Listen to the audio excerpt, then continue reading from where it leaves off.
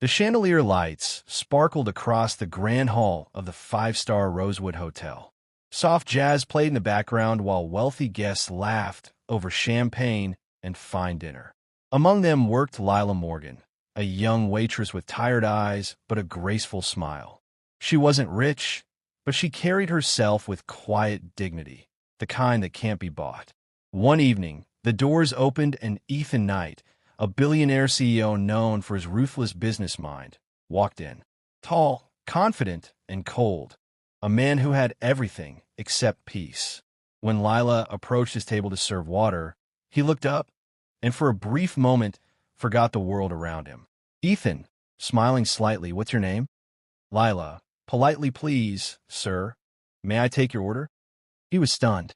No one had ever turned away his attention like that before. Most people tried to impress him, but she didn't even seem to care who he was. From that night on, Ethan began coming to the hotel again and again, always sitting at the same corner table, hoping she would serve him, all just to hear her soft, "Good evening, sir." A week later, he called her to his private office upstairs.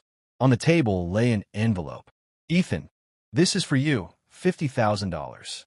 All I'm asking for is one dinner. No conditions, no pressure." Lila, after a pause, "I appreciate it, sir, but I'm not for sale. I serve people, not myself." Ethan froze. For the first time, someone had refused him, not out of arrogance, but out of self-respect. He didn't show up for days.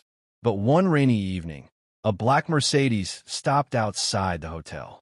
Ethan stepped out, holding a small bouquet of white lilies. Ethan softly, "I was wrong, Lila. I tried to buy something that can only be given freely. This time, I just want to share a cup of tea, if you'll allow me." Lila looked at him for a moment, then smiled gently. "Tea's fine, as long as it's just tea." That cup of tea turned into many. Ethan learned what peace felt like when someone looked at him, not his money. And Lila saw the man behind the expensive suit, lonely, fragile, and real.